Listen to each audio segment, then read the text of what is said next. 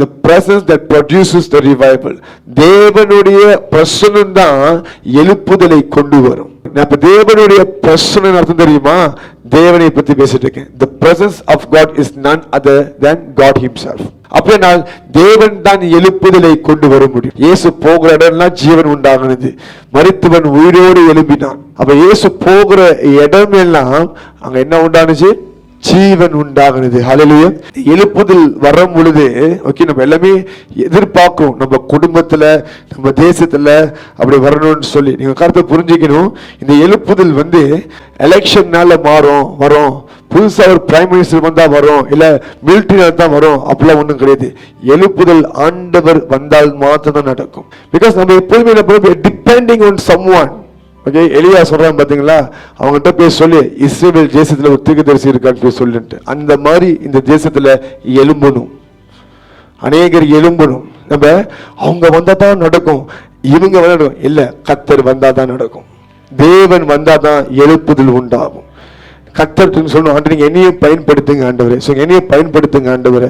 நீங்க ஜெபம் பண்ணி கேளுங்க, ஆண்டவரே நீங்க என்னை பயன்படுத்துங்க, நானும் எழுப்புதலுக்கு காரணமாக இருக்கணும். We are depending on someone. நம்ம மற்றவங்களுக்காக வருவாங்க, வந்தா நெருப்பு வரும், இல்ல நீங்க வந்தாலே நெருப்பு வரணும். கர்த்தருடைய சமூகத்தினால் மாத்திரம் தான் எழுப்புதல் வரும். முதலாவது பாத்தீங்கன்னா பர்வதங்கள் உருகி போகும், கரையணும். இந்த பர்வதங்கள் அப்படின்னு சொல்லும் பொழுது கர்த்தர் உங்கள் உள்ளத்தை பேசிக் கொண்டிருக்கிறார். It's your heart that should melt. ஏன் பர்வதம் என்று பேர் தெரியுமா? இந்த பர்வதம் தான் ஒவ்வொரு தேசத்துக்கும் இருக்க பெருமை.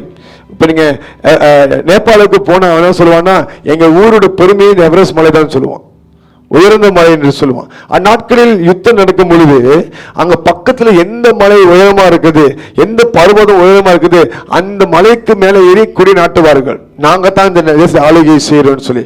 Mountains are always represent the pride of the nation.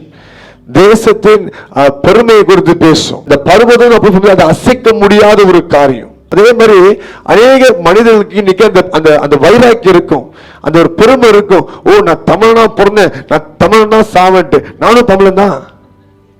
ஹல்லேலூயா. நானும் தமிழன் தான் இல்லைன்னு சொல்ல, நீங்களே தமிழ் தான் இல்லைன்னு சொல்ல, ஆனா அந்த வைராக்கியம் இருக்கும். அதான் அந்த வைராக்கியம், அந்த பிடிவாதம். நான் இப்படிதான் இருப்பேன், அப்படித்தான் இருப்பேன். இந்த நாட்டில் இருக்கிற மதத்தரம் அப்படித்தான், நாங்க தான் கரெக்டா இருக்கும், நாங்க தான் சரியா இருக்கும் அப்படின்ட்டு. So it means people are so stubborn with their belief. ஆனா கர்த்தருடைய பிரசன்னம் அங்க இறங்கும் பொழுது இதயம் மாற ஆரம்பிக்கும். It begin to change. அதான் ரிவைவல். ஓகே, சரி கேட்டுதான் பார்ப்போமே. ஓகே, இயேசு சாகடிக்கும் பொழுது எல்லா வைராக்கியமா இயேசுவை சிலுவையில் அடிக்கணும், இயேசுவை சாகடிக்கணும் சொல்லி கத்துனாங்க. பெந்தெகோஸ்து நாள்ல ஆவியானவர் இறங்கினார், அக்கினி இறங்கினது. பேதுரு இயேசுவை பார்க்கிலும் அப்படியே ஒரு பெரிய ஒரு பிரசங்கி கிடையாது. அவன் பேசின வார்த்தையில, அந்த வார்த்தையில கலந்து வந்த வல்லமை, அபிஷேகம், தேவ பிரசன்னம் அங்க இருந்த people were cut to their heart. இருதயம் குத்தப்பட்டு, பேதுரு நாங்க எல்லாம் பாவம் பண்ணிட்டோம், நாங்க என்ன பண்ணணும்னு கேக்குறேன். அது வரைக்கும் யூதர்கள் என்ற ஒரு வைராக்கியம் இருந்தது. நாங்க யூதர்கள் நாங்க இந்த வழிபட தான் போகிறோம், அவரே யெகோவா தேவனை அன்றி வேற எந்த தேவனையும் இல்லை என்று சொல்லி ரொம்ப ஒரு மதவெறி பிடித்தவர்கள் தான் யூதர்கள். உங்களுக்கு ஒரு காரியம் சொல்றேன் கேளுங்க. இந்த யூதர்கள் எப்படி தெரியுமா? யாவே என்ற பேரை கூட புது பேன், புது இங்க தான் எழுதுவாங்க. அந்த யாவே எழுதி முடிச்ச அப்புறம் அந்த பேனை உடச்சி வீசிடுவாங்க. திருப்பி அந்த பேரை எழுதுதாண்டா புது பேனத்தை எழுதுவாங்க. அப்படியா ஒரு கணத்தை அந்த நாமத்துக்கு கொடுத்துருக்காங்க. ஆமா, இங்கு புது இங்கு தான் பயன்படுத்துவாங்க. they don't use the old ink. இன்னைக்கு நீங்க மெசேஜ் அனுப்புவீங்க, praise the Lord. எப்படி praise பெரிய பீல இருக்கும், தீ சின்ன தீல இருக்கும், லாட்டுக்கும் சின்ன எழுதி தான் கொடுத்துருக்கீங்க. அதை பார்த்தா எனக்கு டென்ஷன் வரும். ஏன் வரும்னா, அது யாரு, எந்த லாட்டு? சாத்தானா? ஆண்டவருக்கு கேபிட்டல் லெட்டர் தான் கொடுத்தாகணும், அதான் காணும். That's how God brought me up. அப்ப ஏன் தெரியுமா? எழுத்துல கூட கர்த்தரை கனப்படுத்தணும். சம்டைம்ஸ் நம்ம போன்ல டைப் பண்ணும் பொழுது ப்ரெடிக்ஷன் அப்படி வந்துடும். நான் அதை கூட அழிச்சிட்டு திருப்பி போடுவேன். பெரிய ஜி தான் போடுவேன், பெரிய ஜே தான் போடுவேன். கூகுள்ல டைப் பண்ணும் பொழுது கூட ஓகே, அது ஆட்டோமேட்டிக்கா வெளியே வரும் இல்லையா? அதே மொத்தமா அழிச்சு திருப்பி டைப் பண்ணுவேன். நீங்க கேட்கலாம், நீங்க நேரம் அங்க கிளிக் பண்ணி எனக்கு அக்குள்ள டிசிப்ளின் தான். Okay, to make sure his name is mention properly even in the websites. It is very, very important to show our honor to the Lord, the reverence to the Lord. And then I understand. இப்பதான் எனக்கு புரிஞ்சு போச்சுன்னா, ஓ இந்த யூதர்களும் அப்பதான் இருந்திருக்காங்க. ஆண்டோட பேரை சின்ன எழுத்துல எழுத மாட்டாங்க. ஓகே, அழகா புது பேனஸ் எழுதுவாங்க. அவ்வளோ பெரிய முக்கியத்துவத்தையும் பரிசுத்தையும் ஆண்டுக்கு கொடுத்துருக்காங்க. இப்படி இருக்கிறவங்கள்ட்ட வந்துட்டு இயேசுன்னு ஒருத்தர் வராரு, நான் தான் தேவன் என்று சொல்றாரு, அவர்களால் ஏற்றுக்கொள்ள முடியல.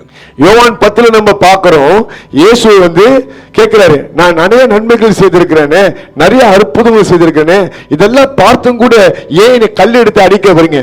அதுக்கு அவங்க சொல்லுவாங்க, இந்த மாதிரி நீ செய்த நன்மைக்கு அவன் அடிக்க வரல, ஆனா நீ உன்னை கர்த்தருக்கு சமமா வைக்கிறதுனால அடிக்க வந்திருக்குன்னு சொல்லுவாங்க. இந்த அவங்க ஏன் கல் எடுத்தாங்கன்னு இயேசுக்கு நல்லாவே தெரியும். ஆனா அந்த காரியம் அந்த புஸ்தகத்தில் எழுந்தப்படதான் நம்மளுக்கு புரியும் இயேசு யாருன்னு சொல்லி.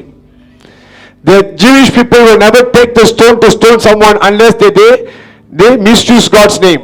அவ்வளவு அற்புதம் நடக்குது, அநேக குணமாக்குறாங்க, அதெல்லாம் பார்த்து கல்லை ஏன் தூக்குறாங்க? அப்படின்னா இயேசு அவர் வாழ்ற நாட்கள்ல நிறைய காரியம் நடந்திருக்குது.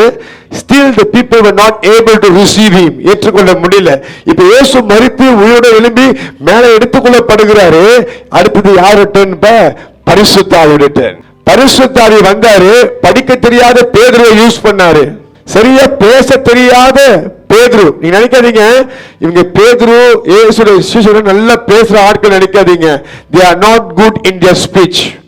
அவங்க வார்த்தையில தெளிவில்லாதவர்கள், மரியாதையை பேச தெரியாது. ஆனா சரியா பேச தெரியாத ஒரு மனுஷனை கொண்டு 3000 பேர் ரட்சிக்கப்பட்டிருக்கிறாங்க. அந்த 3000 பேருமே கடினமானவர்கள். யெகோவா தேவன் தான் மெய்யான தேவன், இயேசுவை ஏற்றுக்கொள்ள மாட்டோம். ஓகே, அவங்களுக்கு ஒரு மதவெறி இருக்குது. யூதர்கள் பாத்தீங்கன்னா பவுலை சாக அடிக்கிறதுக்கு 40 நாள் உபவாசம் எடுத்திருந்திருக்காங்க. பச்சை தண்ணி குடிக்க மாட்டோம். அப்ப எப்படிப்பட்ட ஆளுங்க இருப்பாங்க? கிறிஸ்துவை ஏற்றுக்கொள்ளாதபடி இருக்கிறதுக்கு ஒருத்தனை அழிக்கணும், அதுக்கு 40 நாள் பச்சை தண்ணி வாழ வைக்க மாட்டோம்னா அவங்க என்ன மாதிரி ஆளா இருப்பாங்க? அப்படிப்பட்டவர்கள். அவங்க இருதயம் பர்வதங்கள் போல அது உருகினது. இன்னைக்கு நீங்க ஜபிக்கிறீங்க, ஆண்டவரே இவங்க ரட்சிக்கப்படணும், அவங்க ரட்சிக்கப்படணும்ட்டு. ஆண்டு சொல்வாரு, உன்னை கொண்டுதான் ரட்சிப்பே நான் கொண்டு வர இருக்கிறேன். நீ போனாங்க எழுப்புதல் வரணும், அதுக்கு முதலாவது நீங்க எழுப்புதலின் பாத்திரமாக மாறணும். அன்னைக்கு பேதுருவும் சீஷனும் காத்துட்டு இருக்கிறாங்க. ஆவியானவர் அக்னியா இறங்கினார், வல்லமையோடு இறங்கினார், ரட்சிப்பு உண்டாகிறது. ஏன்னா அங்க இருந்த ஜனங்கள் இறுதியும் கரைந்தது. I'm telling you, நம்ம இன்னைக்கு நிறைய ஊழியம் செய்யலாம், சர்ச்சில் நிறைய காரியத்தை நம்ம செய்யலாம். பரிசுத்த ஆவி இல்லாம செஞ்சா total waste. It's time for the church to be very thirsty for the Holy Spirit. சபைக்கு பரிசுத்த ஆவியின் மேல ஒரு பெரிய தாகம் உண்டாகும். அந்த தாகம் வந்தாதான் எழுப்புதல் வரும். பரிசுத்த ஆவியில் அவங்க ஒண்ணு செய்ய முடியாது. அசோசியேட்னு சொல்லி நம்ம பார்க்கிறோம். எழுப்புதல் அது வாரம் கணக்கா போயிட்டே இருந்துச்சு. அவர் சரித்திரத்தை பார்க்கும்போது வில்லியம் சிக்கிமோர்ன்ற பேரு வரும். அவருக்கு நீங்க பாத்தீங்கன்னா பேச தெரியாது, சரியா திக்குவை வார்த்தை உச்சரிக்க தெரியாது. He is a Nigerian, okay, a black skin guy. அந்த மனுஷன் கோத்தா எடுத்து தலையில போட்டு உட்காந்துட்டு இருப்பாரா ப்ரே பண்ண முடியுது. ஏன்னா நான் இல்ல ஆண்டவர் தான் அப்படின்னு சொல்லி காமிக்கிறதுக்கிட்டு அவரை அடி மட்டத்துக்கு அப்படி தாழ்த்துறா. அவர் செய்தியை கேட்டா கேட்கிற மாதிரி இருக்காது, சரியே பிரசங்கம் பண்ணவும் முடியாது, அதனால வார்த்தை நிமித்தம். ஆனா அந்த மனுஷனை கூட தான் அசுதசில பெரிய எழுப்புதல் வந்து. And then I realized that God is not going to use somebody for the revival. He is going to use nobody for the revival. ஒரு ஒன்றில்லாத மனுஷனை தான் கர்த்தர் பயன்படுத்த விரும்புகிறார். பின்னாடி உட்கார்ந்து கூட தான் கர்த்தர் பயன்படுத்த விரும்புகிறார். ஒரு திக்குவாயை தான் கர்த்தர் பயன்படுத்த விரும்புகிறார். நான் சொல்றேன், திக்குவாயை பார்க்க நீங்க இன்னும் பெட்டர் இல்லையா? உங்களை பயன்படுத்தாம இருப்பாரா? பயன்படுத்துவார்.